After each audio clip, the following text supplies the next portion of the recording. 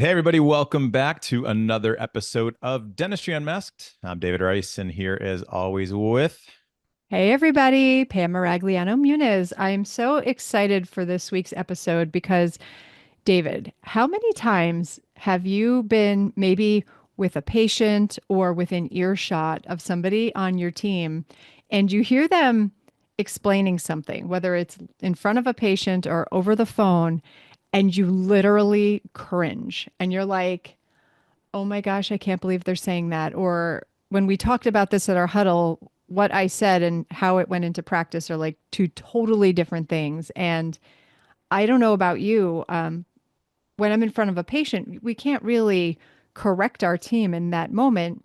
So sometimes I may get to cringe and I get that experience, but by the time I have the time to discuss it with my team, sometimes I forget. And so I don't even correct the problem that cringed me in the first place. Has that happened to you? huge problem. I was doing my best to not cringe in the moment as you were saying that because I was like feeling all those times that those things happen in our practice. And you're right. By the time I have a moment, the moment has passed for me, and I lose it, and we don't get better, right? It's not about being bad. It's just about being better in the moment, and I lose that moment. So, also very happy to be here today. Me too. And so we brought such a great guest on to talk about some of these things. We brought Nick Jasacomb. He's the sales manager for CallRail. Nick, welcome. Thanks for having me on. Pleasure joining y'all. So happy you're here. It sounds like Yes. as practice leaders, we should be maybe taking some time aside for these moments. And so you have a really great solution for us to be able to maybe rehear some of the conversations that take place. And so this way we can take corrective action. Or in some cases, there are times I hear my team explain things exactly how I would do it. And I think they need to be celebrated for that as well. So, Nick, tell us a little bit about how we can track some of these conversations better. Yeah, sure. Like you mentioned, I'm Nick Jasacomb from CallRail. We work a lot with dental clients. We know a lot of the issues that they tend to be dealing with, and one of them is the things that you were talking about, right? You hear something being said in a conversation, but don't always have the time or don't always go back and try to correct that. So CallRail fits in by allowing dentists to record and transcribe inbound phone calls to the practice. So obviously recordings are great because we can go back and listen to those things. We can start hearing trends, picking up on insights, what's leading to people actually booking appointments or maybe people not converting over those phone calls. And then getting transcriptions as well, right? Because the name of the game this day is to more efficiency in everything, trying to save some time. So we actually have an AI suite of products that will take that recording, ingest it, and provide a text transcription. And then a really cool thing we can do with that is actually have our AI listen for certain things in that conversation and go ahead and mark that call. So as a dentist, I could look in at the end of the day and see, hey, I generated this amount of calls today.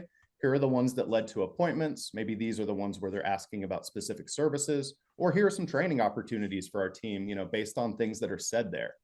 So it gives you one spot to go back and reference to so that you can take that time and be able to coach that person who's answering the phone call or understand other ways that we can improve.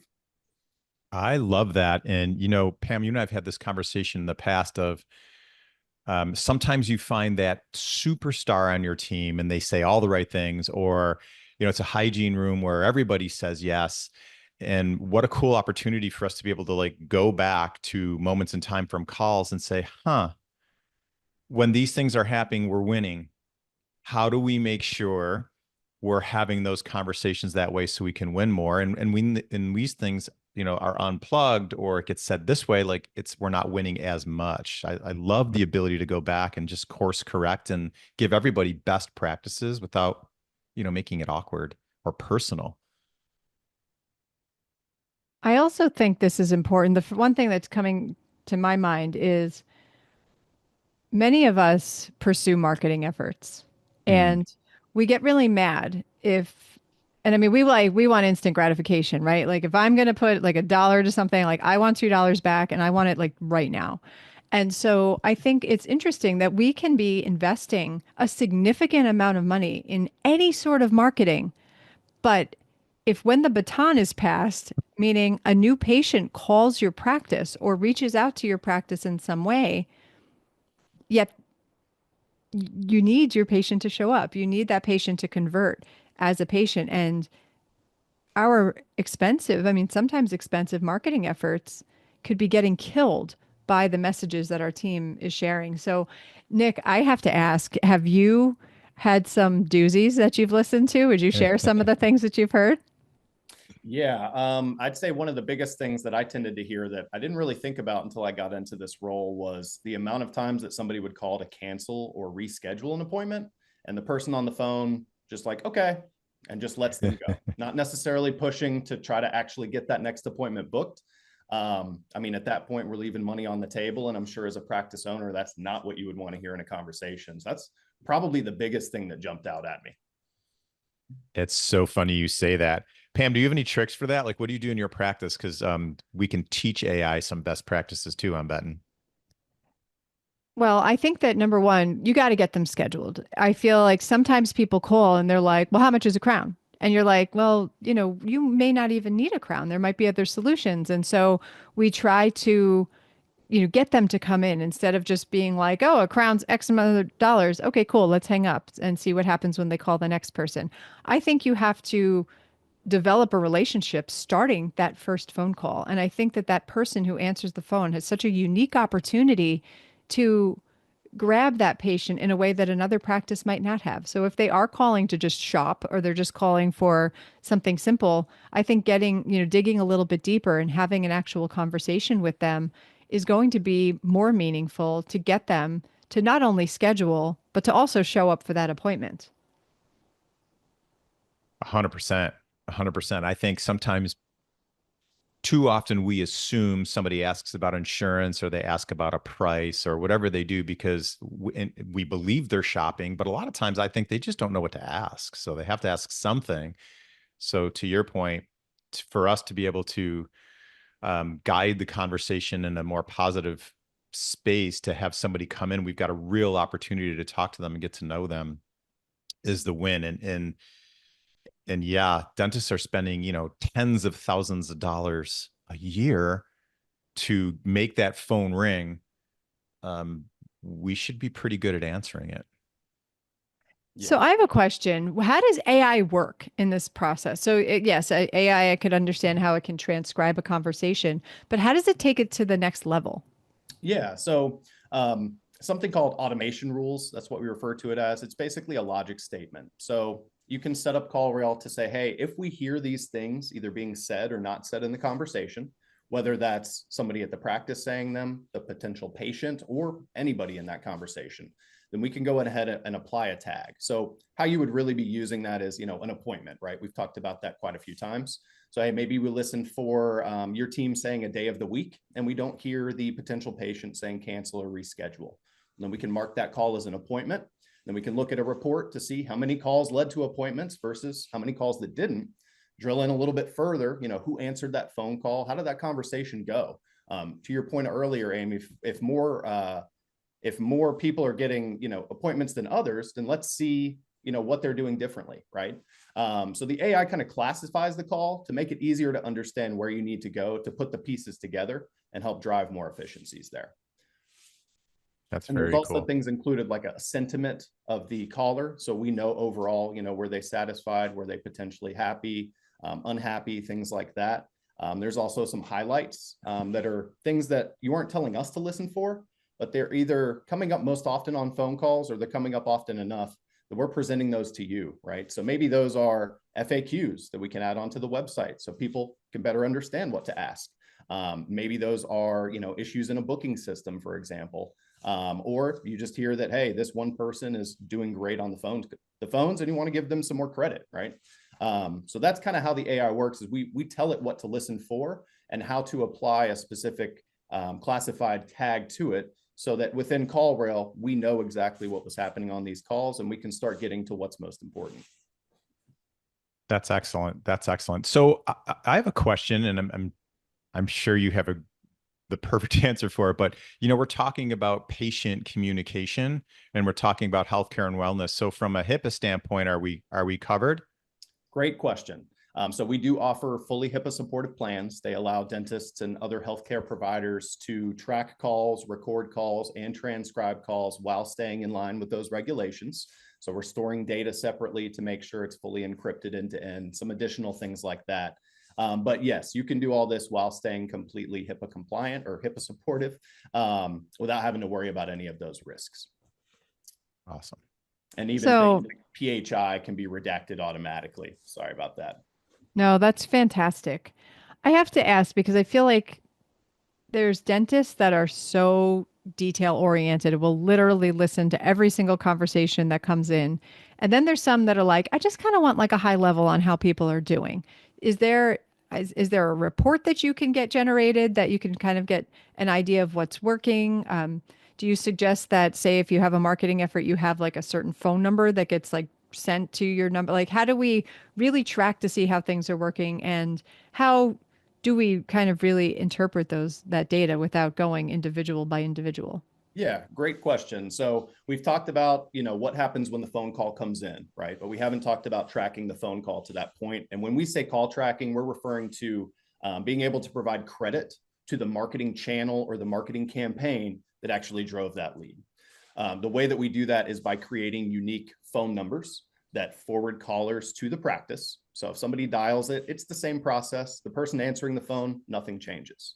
But putting those customer or those patient-facing numbers in place of what they have now allows them to start tracking, hey, did this come from a Facebook ad that we're running? Did this come from a Google ad that we're running? Did they see our Google My Business page because they're searching around our area? Or were they referred to our website from somewhere else? And we want to be able to figure out how they came to that website and things that they were doing. So that is something that we help with by providing those tracking numbers. And then there's reporting to understand, hey, how many calls am I getting in a week, a month from, say, my Google spend or my social media spend? And you can really start understanding, now that we have those appointments being taken and marked in there, we can start understanding really what that ROI looks like. Based on the money that I'm spending and what's going out, how much of that is coming back to me? And ultimately, what revenue am I generating from those patients?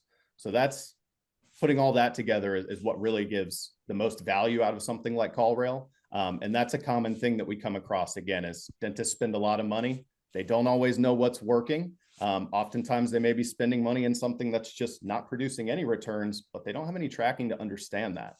So usually you're going to increase things like your return on ad spend. You're going to lower your marketing acquisition cost, typically going to decrease your cost per lead because you know what's actually working and you can start making decisions based on that information. How long should you give a marketing campaign, in your experience? I feel like, some people say we'll do like Facebook, whatever, and they'll do it for like a month and they're like, all right, I didn't get my ROI, so this didn't work. It's garbage. I got to move on to something else. And I feel like a lot of times people say, no, it's a marathon, not a sprint. You should give it a little bit more time. Do you see like a kind of a magic time frame when you start to see the fruits of your marketing labor? I don't know if there's a magic time frame, but 30 days is probably a little too short. Oftentimes people are going to interact with an ad or a marketing piece, and it's not until later on that they come back, right? Especially in something like dentistry, you only need, the cleaning once per year, right? If I've already gotten that through my current provider, I might be waiting a little while. So, oh my gosh, I'm blanking now. Remind me on the question again. No, so I was wondering, how long do you know that your The marketing time frame. Yeah, I was is going to say working? Yeah. 90 to 120 days, I think would be pretty typical. By then you should have a decent understanding if it's producing some returns. But yeah, anything like 30 days, and especially if you don't have tracking in place, it's going to be hard to accurately gauge if that's performing for you or not. Okay. So follow-up question to that, you have this data with people you work with, which is amazing. Do you see trends of things that tend to work better than others? Or is it regional? Is it day of the week, time of the year? Yeah, it can really be regional, the size, a lot of variables can change that. I would say with dentistry, the biggest things that we see performance out of is going to be probably pay-per-click marketing, things like Google Ads, definitely organic search. And then after that, I think just social media and maybe print marketing would probably be what we see the most often. Helpful. That's interesting. I would almost argue, should you not enter into a marketing effort without a plan to track its success?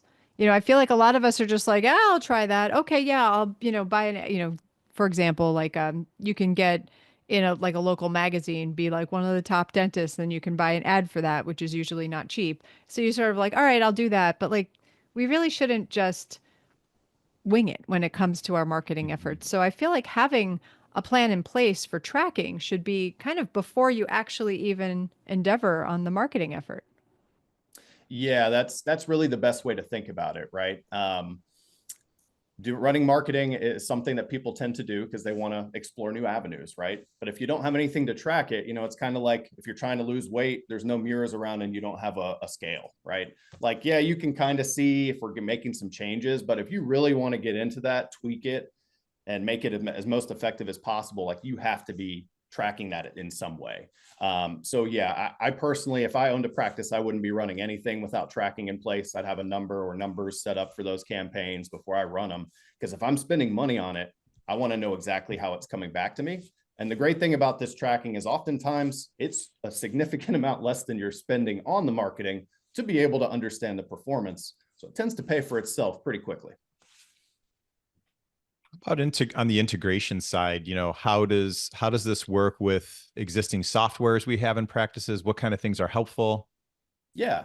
I'd say probably our most widely used integrations are in line with the marketing discussion that we were just having. So integrating calls and sending conversions to things like Google Ads, so that dentists can optimize their campaigns and their keywords based on those things. Same thing with social media campaigns. I would say that's probably what they're going to be doing there. And then as far as other integrations outside of ad platforms, there are ways to connect this to like patient management tools, right? Maybe you want to have it to where when a new patient calls in, we can send that marketing information over to the record that they have within that software so that they can start looking at reports on that side as well. Hey, what marketing efforts drove this revenue? And like we've talked about earlier, that's really the golden standard that most people are looking to get to here.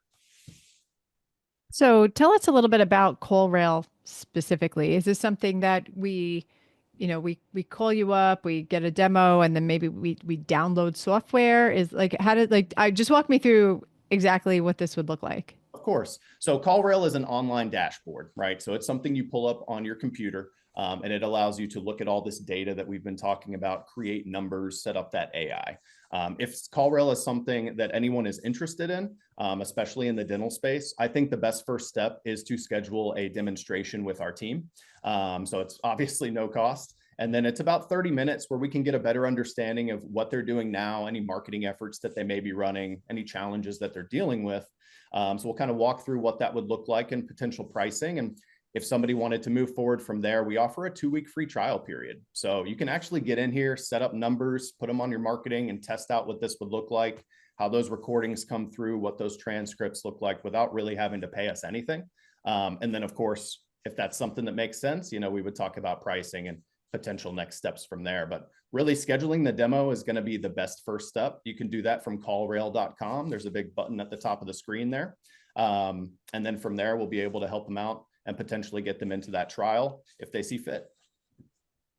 That's excellent. I love the trial. That dentist, we know you're gonna like that trial too, right? It's nice to be able to see it and understand how it's going to work. And I'm guessing if there's some other dentists out there like me that we're pretty good at what we do, but things we don't do all the time make us a little bit nervous. So to be able to see how simple it is to, assess the data and make better moves is really helpful.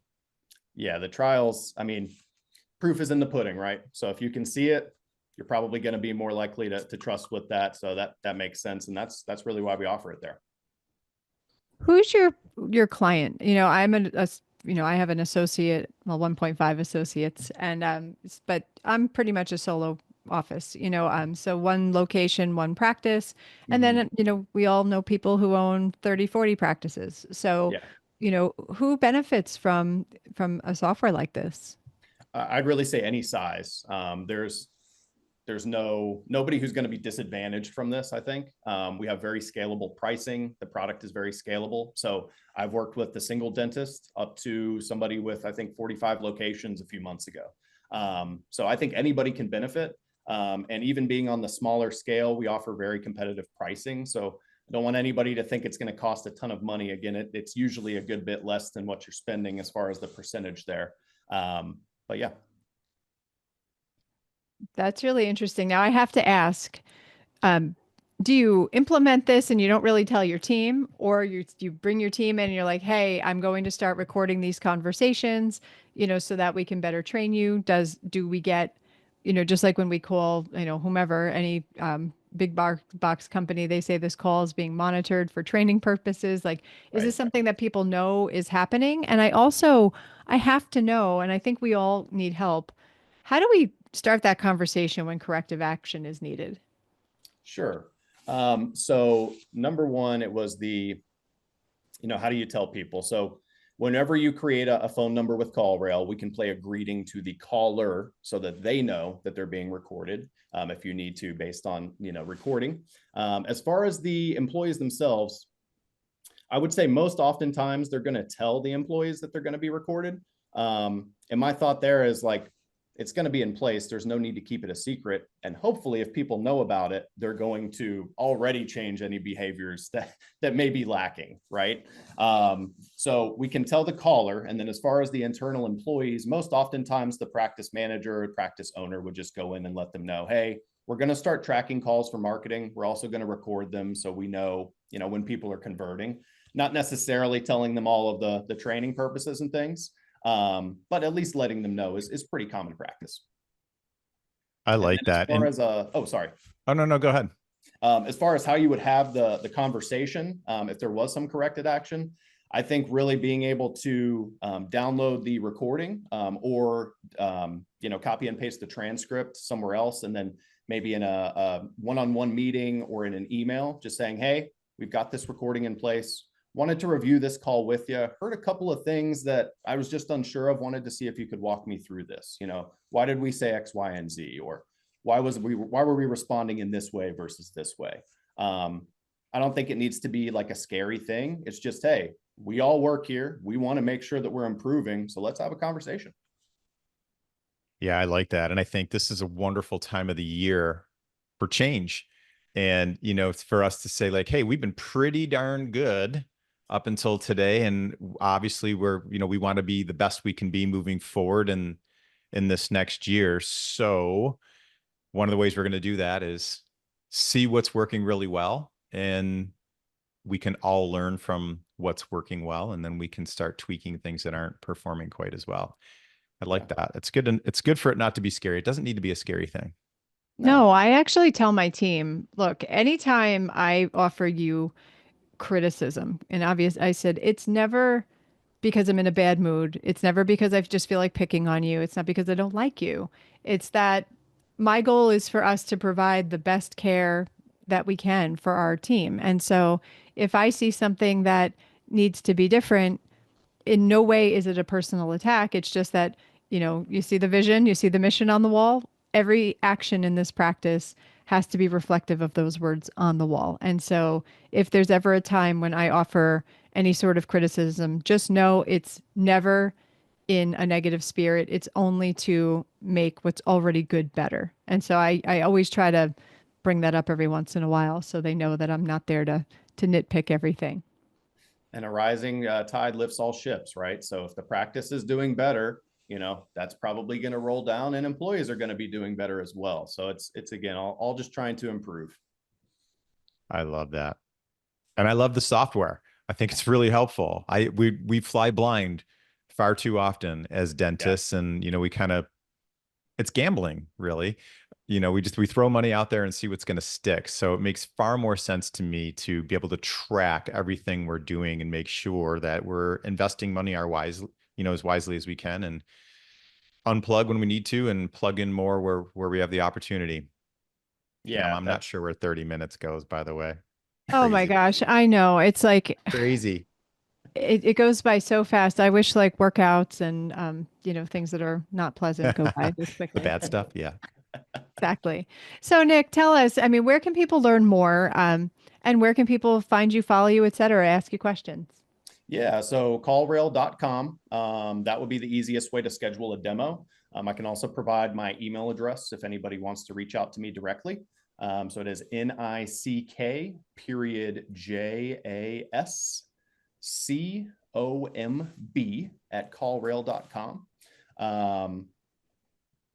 actually, let me think. Sales@callrail.com may be easier.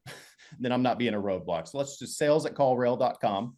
And then let them know that you were listening to the podcast. You're interested in a demonstration. We'll get you scheduled and see if it would make sense for your practice as well. Fantastic. Well, thank you so much. This is interesting because I feel like many of us pursue marketing and we just sort of hope for the best or don't really have a great plan to track its success. And so sometimes we might dump things that we don't think is working and it turns out it is. Or sometimes we're putting money into something that is not working. Or maybe we have something that's working, but it's getting, killed once new patients are calling the practice too. So I think knowing all of that information, good, bad, and different, is all great information for us as a practice owner. So, Nick, I really appreciate your time today. Thank you. Thank you both for having me. It was a pleasure speaking with you, Pam and David. Yeah. Have a great day, friends. Thanks for listening in or watching us on YouTube. And we will see you next week on Dentistry Unmasked. Bye, everyone. Take care. Thank you, everyone, for watching or listening to the show this week. And thanks to our guests and sponsors on this episode. Please check out our social media at Dr. Pamela _Maragliano and at Dental Economics Official. Or you can check me out at Ignite DDS or at Dr. David Rice. And go to dentaleconomics.com to receive dental economics. You can choose to receive DE in print or digitally, and you can also get the details of our Principles of Practice Management conference on our website. If you have topics or guests or anything you'd like to talk about on the show, send us an email to dentistryunmaskedpodcast@gmail.com, and we will do our very best to make it happen. Thanks again, and we'll see you next week.